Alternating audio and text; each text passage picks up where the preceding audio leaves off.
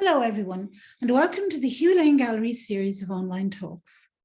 My name is Yseult O'Driscoll, and I'm here today to talk to you as part of the gallery's Coffee Conversation series.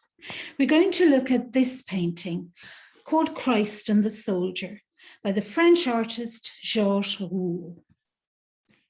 Now, Georges Rouault was an important modernist painter and printmaker, active during the first half of the 20th century. And what made him stand out was the fact that while he painted in a modernist style, he was actually a religious artist and concerned with religious themes, which previously had been almost exclusively associated with conservative academic art practices. Inspired by medieval stained glass, his work united religious and secular art traditions which had been separated since the Renaissance. And despite being identified with several different 20th century modernist art movements, he stood resolutely apart from all of them. But before I tell you about Rouault himself, I just want to give you a bit of background on the art scene in France at the end of the 19th and beginning of the 20th centuries. The reason for this is that the ideas that emerged in that period all had an influence on the development of his style. But first, I'll turn off my video screen so as not to distract you from the paintings, and we'll begin.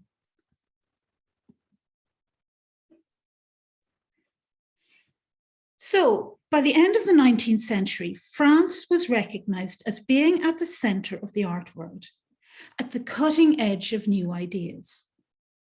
French artists had been among the first to respond to the huge social changes brought about by industrialization, urbanization, and the decline of agriculture, together with the rise of a new middle class.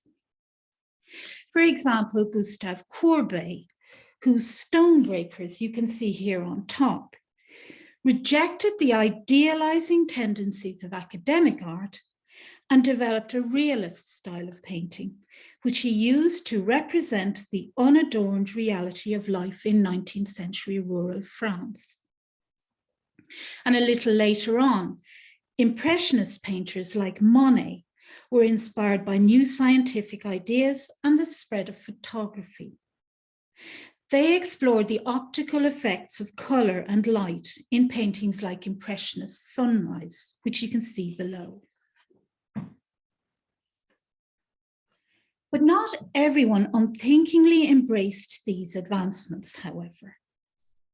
The social and industrial developments of the 19th century resulted in great upheaval, overturning many long-held certainties. For example, scientific discoveries like Darwinism called into question man's traditional place at the center of the universe.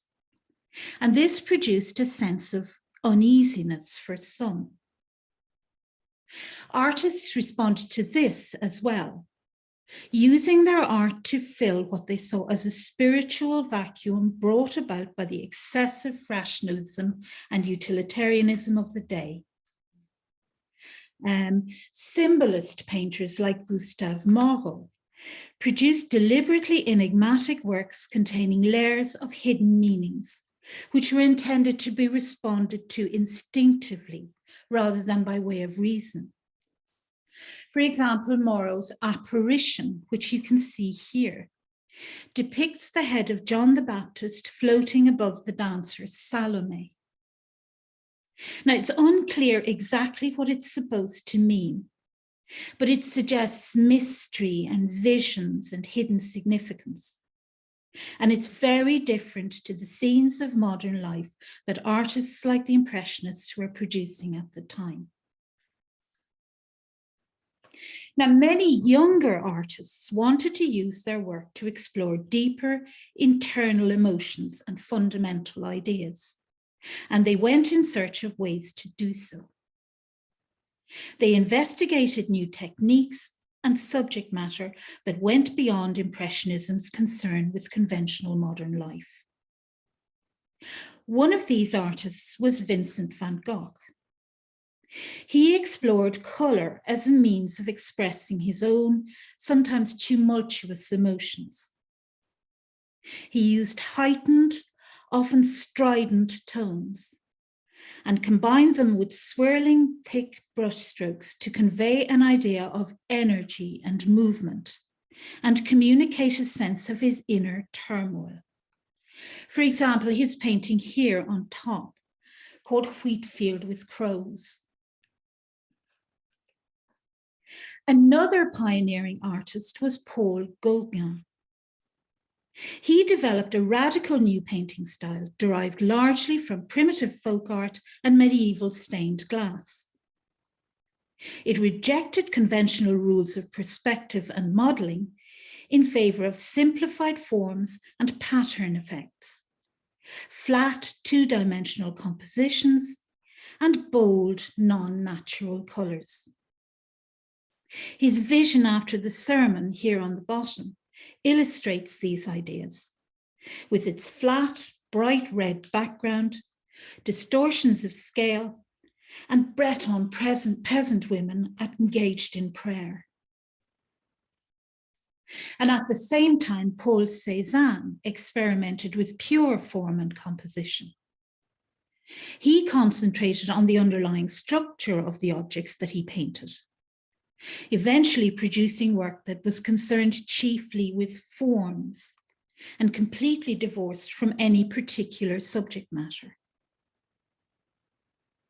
Now, these different artistic approaches, which developed and expanded on the earlier ideas of the Impressionists, became known collectively as post-Impressionism.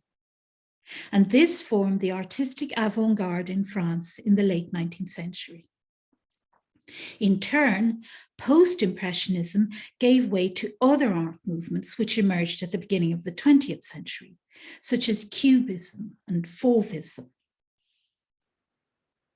Now, with this background in mind, let's turn to Georges Rouault himself. Here's a photograph of him on the left as a young man, and then one on the right at work in old age. He was born in Paris in 1871 in very dramatic circumstances. It seems that his mother had to give birth to him in a cellar in the midst of rubble. The family house had just been destroyed during the bombardment of the city in the last days of the Commune at the end of the Franco-Prussian War. His family were craftsmen. His father was a cabinet maker. And Rouault grew up in the working class district of Belleville in Paris and was introduced to art as a child by his grandfather, who collected prints, including prints of works by Rembrandt and Honoré Daumier. Now, these prints were to have an important influence on Rouault's later work. When he was 14, he was apprenticed to a stained glass painter. And here he was introduced to the medieval stained glass, which was to inspire much of his work. Among the tasks he was set was the repair of windows from Chartres Cathedral, which had been damaged in the Franco-Prussian War. And here he was introduced to medieval art. Rouault attended art classes at night, and in 1890, when he was 18, he went to train at the École des Beaux-Arts. He was taught by Gustave Moreau, who I mentioned earlier, and Henri Matisse was his classmate. Now, by all accounts, Moreau was an inspirational teacher and encouraged his students not to blindly follow conventional rules, but think for themselves and experiment. Moreau became Rouault's friend and mentor and was very influential for him. Rouault adopted elements of his symbolism, especially his insistence on the importance of art's spiritual dimension. Rouault twice competed for the prestigious Prix de Rome, but was unsuccessful. As a result, he became disillusioned and, on the advice of Moreau, abandoned formal training and instead concentrated on developing his own style independently. Rouault's early paintings are in an academic style and resemble the Rembrandts that he'd seen as a child in his grandfather's print collection. For example, this painting called Samson Turning the Millstone from 1893. You can see its areas of strong light and shade and the shadowy figures looming out of the background.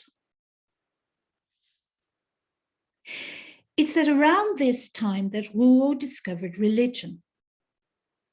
The end of the 19th century witnessed a Catholic revival movement in France, maybe a reaction to the weakness of the Catholic Church in the face of official secularism.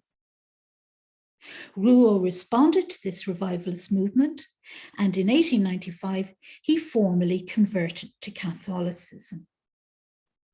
This provided the inspiration for his future career, as he's primarily famous as a religious artist. Moreau's death in 1898 hit Rouault very badly. He fell into a deep depression and went to stay in a monastery for a while before returning to Paris in 1901. By 1902, when he finally emerged from his personal crisis, he had abandoned academic painting and instead embraced modernist ideas, similar to those being explored by other avant-garde artists in Paris at the time.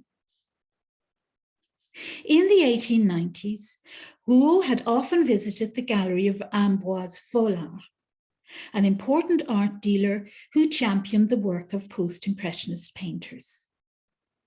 Here he saw paintings by Van Gogh and Gauguin, in what was probably his first contact with avant-garde art.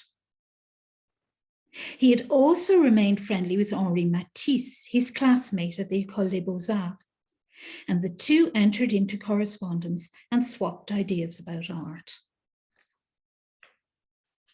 Rouault began to enter his paintings in exhibitions, and in 1902, he helped to set up the Salon d'Automne, which was designed as a platform for new artists to showcase their work. He participated in the famous 1905 exhibition, which launched what is now recognized as the first modern art movement of the 20th century. The appearance of the work that Matisse and others showed at this exhibition was so shocking that they were christened the Fauves, or wild beasts, by critics. Now, because he exhibited with them, and because his work looked wild and unconventional like theirs, critics identified Rouault with the Fauve. He, however, rejected the association and claimed that the inspiration for his art was purely personal. In fact, although he shared the Fauve's conviction that artists should be free to express themselves without academic restrictions, their interests were different. Now, here are two paintings shown at the 1905 Salon d'Automne exhibition. On the left is Matisse's Woman in a Hat, while beside it is Rouault's Jeu de Massacre, depicting a fairground stall with a coconut shy. Both appear rough and forceful and look as though they were painted quickly and energetically. However, despite this, their styles are different. Matisse's portrait of his wife is in bright, warm colours. In fact, the whole effect of his canvas is decorative rather than wild. However, the rough, almost angry, scribbled lines of Rouault's canvas and the ugly caricatures of the puppets behind the stall holder suggest something darker and more troubled. Rouault's style evolved over the course of his career, and in the end, his work was most prized for its individuality. When he first emerged as a modernist artist, however, his style could be described as expressionist. Expressionist painters use their art to express their own subjective emotions, rather than simply represent things. So they often distort images of reality to make it reflect their inner feelings. And in the same way, the appearance of Rouault's paintings reflects his inner convictions. While Rouault's devout faith informed his entire artistic output, at this stage he didn't paint overtly religious subjects. For him, religious art wasn't defined by its subject anyway, but rather by its spirit. He said himself, "There is no such thing as sacred art, only artists who have faith." Rouault's personal faith, combined with his working class background, made him identify closely with the poor and marginalized in society. And he expressed this in his work. As well as religious themes, his art also had a strong element of social protest. Initially, this showed itself in the form of angry, expressive canvases, incorporating implied criticism of bourgeois self-interest and lack of true Christian feeling for others. He used distortion and caricature to make his message clear. In Jeu de Massacre here, for example, the line of puppets in the background waiting to be knocked down are ugly caricatures of bourgeois figures, such as the bowler-hatted businessman on the right, for example. And the red bowls prominently displayed in the foreground are an invitation to take them down from their perches and smash their elaborate, false sense of themselves. All in all, it's an angry picture and reflects Rouault's disgust at what he saw as bourgeois self-interest and superficiality. Now, many critics, including his Catholic friends, reacted strongly against Rouault's angry, expressive pictures, especially what they saw as their ugliness. The Catholic writer Léon Blois, who was a close friend of Rouault, claimed that they were actually an attack on religion. And as we see when we get on to looking at today's picture, this attitude to his art prevailed for a long time. Rouault tended to use the same subjects or motifs to express his ideas, particularly his affinity with the poor and marginalized. His work suggests that he was fascinated with society's outcasts, and he painted them often, particularly evocations of their suffering, which he saw as being Christ-like in its intensity. I now want to show you some of these works, starting with his paintings of prostitutes, which he produced mostly in the period before the First World War. Now, prostitutes were popular subjects for modern painters. For example, Degas and Manet painted them, as did Picasso. Rouault's prostitutes, however, were remarkable for their grotesque and ugly appearance, in sharp contrast to early representations of them. Now, here are two from about 1905. As you can imagine, these caused quite a stir among the French art viewing public when they first appeared. They are pretty shocking in their appearance, not only unidealized, but almost deliberately ugly. They're a long way from the Impressionist painters' representations, not to mention the idealized paintings of Louis XIV's courtesans in the Louvre. And this was considered to be particularly outrageous, given that Rouault was known by now as a religious artist. They're presented as caricatures, deliberately distorted to emphasize the squalor and sordidness of their profession. Their exaggerated poses seem to mock academic paintings of nudes going right back to the Renaissance. It seems to me that despite his distorted subjects and angry expressive lines, Rouault's disgust is probably not directed at the prostitutes themselves, who are only reflecting the unadorned reality of their lives, but rather at the whole nature of prostitution itself, its immorality, and the hypocrisy of hiding this behind a veneer of idealization to make it acceptable to the bourgeois public. Even the title, filles, which refers to filles de joie, or girls of pleasure, the common name for prostitutes, is ironic, because anything less joyous or pleasurable than what's shown here is hard to imagine. These women aren't individuals so much as symbols of something larger, which is the harsh reality of life as a prostitute. And the grief-stricken expression of the girl visible in the mirror in the painting on the left emphasizes her suffering and unhappy lot. If anything, Rouault demonstrates sympathy with these girls as representatives of the miseries of society's poor and marginalized, whose sufferings he felt brought them in some way closer to God. Another subject that Rouault explored and continued to paint over the rest of his career were entertainers, particularly clowns. He recalled how he first became interested in clowns as subjects. Apparently, he was passing a traveling circus troupe and saw an old clown sitting on the side of the road mending his costume.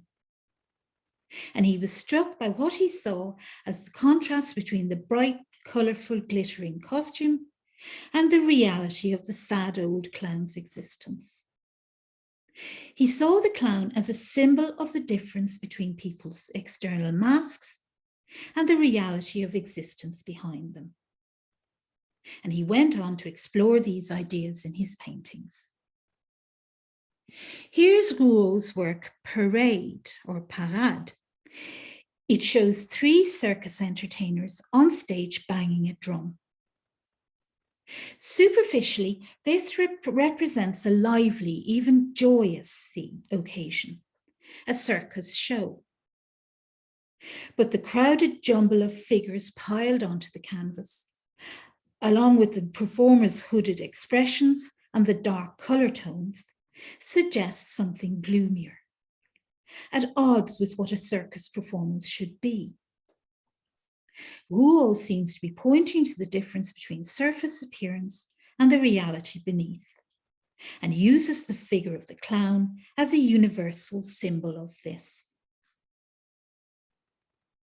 Now, Rouault combined his religious convictions with social commentary, particularly on what he saw as injustices inflicted on the poor and helpless by those in power, who he frequently satirized. He used to visit the law courts, where he saw the parade of poor, often sad defendants who passed through the hands of unfeeling and disinterested judges and lawyers. As a result, he often depicted judges and the law courts as another example of the evils of modern society. Again, here he may have been influenced by the Daumier prints from his childhood. Here's Rouault's painting from about 1913 called The Three Judges.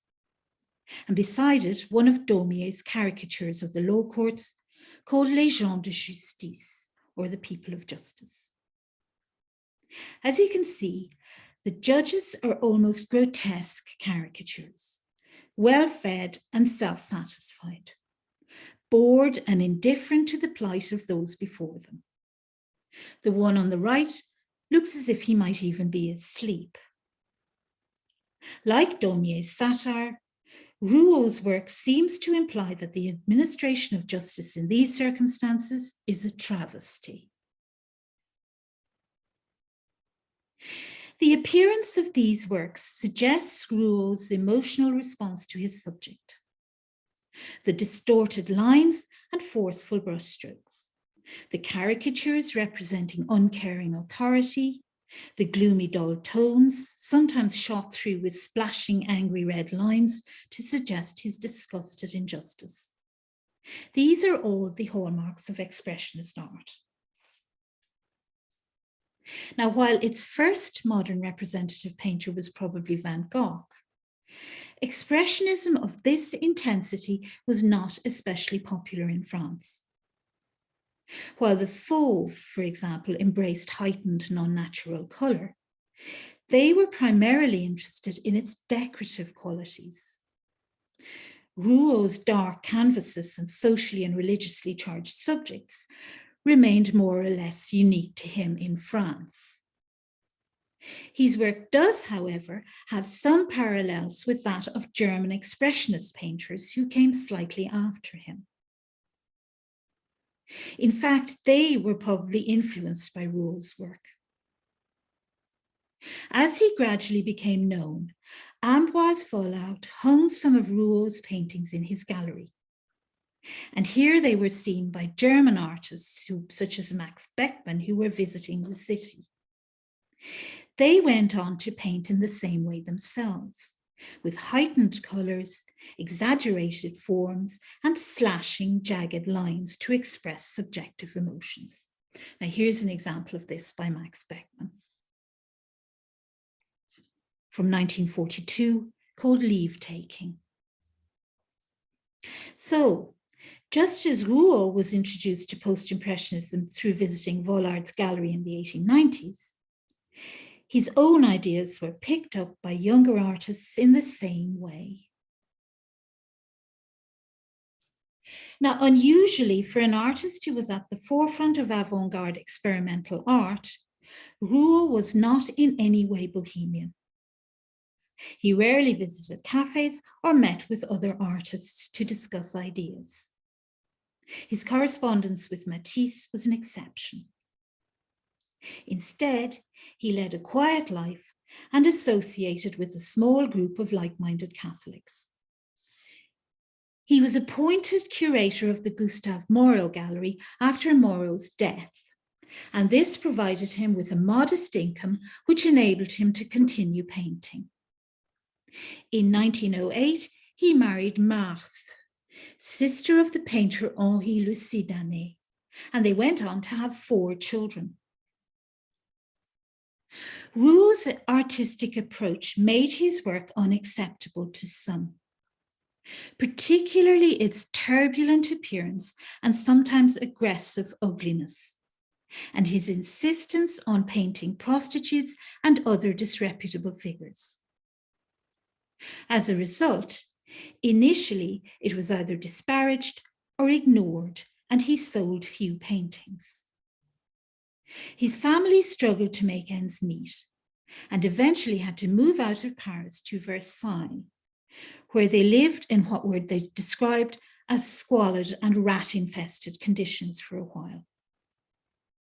But despite these difficulties, however, Rouault stuck to his artistic guns and gradually achieved success, and his art became noticed and more appreciated. From about 1916 onwards, Rouault's style changed, and his work became calmer and less forceful. His canvases became simpler and more pared back, with clear forms, glowing luminous colours, and thick black outlines. These suggest the influence of stained glass art, recalling Rouault's teenage stained glass apprenticeship and his affinity with medieval art. While his earlier work had been in a variety of media, especially watercolour and pastel on paper, he now turned exclusively to oil on canvas, with the result that his colours became more glowing and vibrant. He also adopted more overtly religious themes. And while he continued to paint figures such as clowns, now he presented them as universal symbols of the human condition. He also began to paint frames on the surface of his canvases, and these had a distancing effect, away from the immediacy of his earlier works, inviting calm meditation rather than an instinctive response. Now you can see the effect of these changes here in this work from 1920 called Head of a Clown. Its heavy black outlines and distinctive areas of glowing colour make it look like a stained glass window, while the clown's pose and suffering face invite us to compare him with Christ. He now has a more obvious universal religious significance. He's a symbol of Christ. In 1917, Rouault entered into an arrangement to sell all of his work to Ambroise Vollard in return for an annual salary. And this provided him with much needed financial stability. Vollard was actually a staunch supporter of Rouault's art and worked hard to promote it. Vollard's agreement enabled him to exert significant influence over Rouault's output. As a result, it came about that Rouault devoted most of the 1920s not to painting, but to printmaking. Vollard persuaded him to provide illustrations for several works that he then published. Now, Rouault turned out to be a master of the graphic arts, producing prints that closely resembled his paintings with the same expressive power. His most famous graphic work is Miserere, a series of 58 etchings and dry point prints on the general subject of Christian redemption. He had actually started working on these from about 1912, but the collection was only finally published in 1948. Rouault described Miserere as his best work, dealing with universal Christian themes of sin, forgiveness, and redemption. Here's the collection's front cover on the left, along with one of the individual prints, which is in the Lane collection, called Jesus Honni, or Christ Reviled. This is from the story of the Passion. It's in Rouault's more mature, spare style, and depicts Christ with his head bent forward under the weight of the crown of thorns. When Rouault returned to painting in the late 1920s, he concentrated almost exclusively on religious themes, in particular the Passion of Christ. He began to explore Byzantine art, and his figures took on the appearance of Orthodox icons. Now here you can see examples of this work, scenes from the stories of the Passion, with simplified stylized figures, glowing colors, and heavy black outlines reflecting Byzantine art and medieval stained glass. This brings us to today's painting, Christ and the Soldier, painted in 1930. Now, this work was acquired by the Friends of the National Collections and offered to the gallery in 1942. However, the trustees strenuously objected to it and rejected it on the grounds that it was blasphemous. It seems that they were of the opinion that the style of the work was too modernist and therefore unsuitable for a religious painting. Now, ironically enough, it was then loaned to Maynooth Seminary, where it hung until the gallery eventually accepted it in the mid-1950s. It depicts the moment immediately after Christ has received the crown of thorns. The soldier standing behind him is raising a reed to strike him.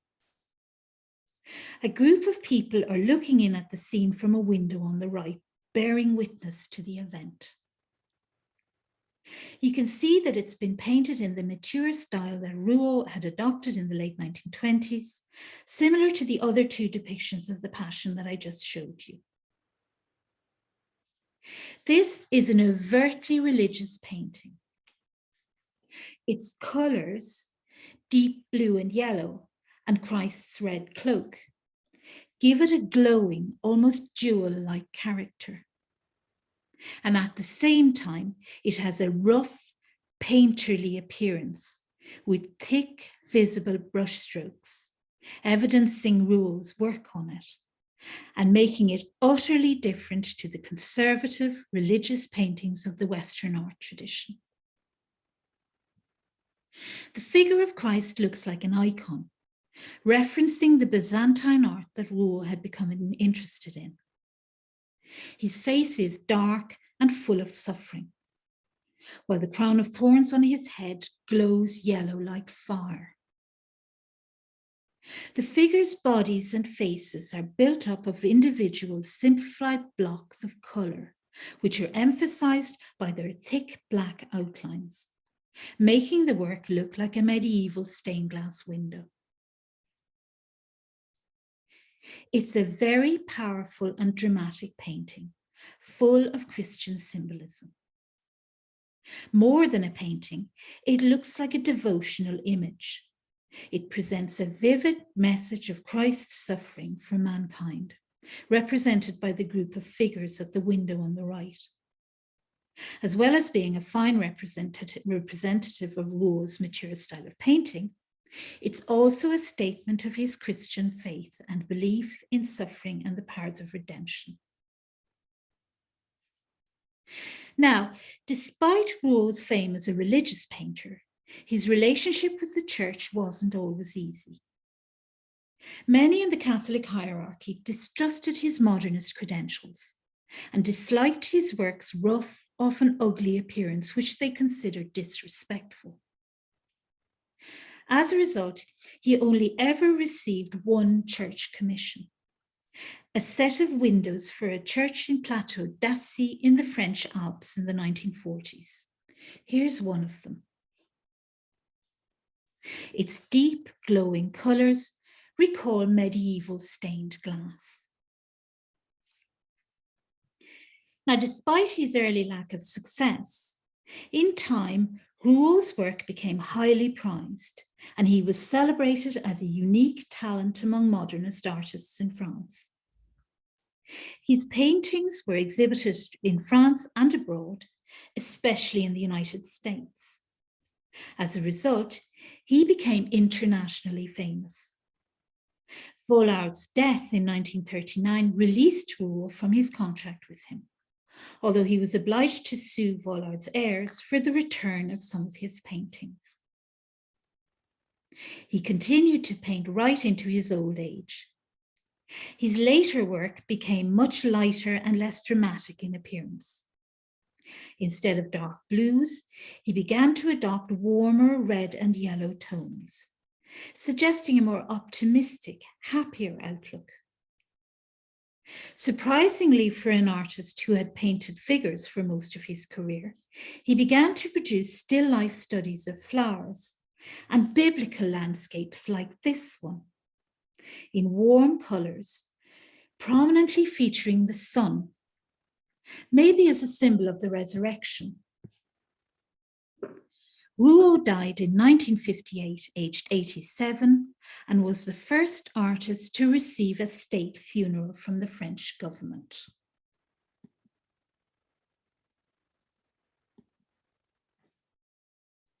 So there you have the story of Georges Rouault, a unique figure in the modernist art movement. And I hope you enjoyed learning about him and this very fine example of his work. Hopefully you'll be able to come in and visit the gallery soon and maybe see this painting and decide what you think of it for yourself. Thank you very much for listening to me, and goodbye.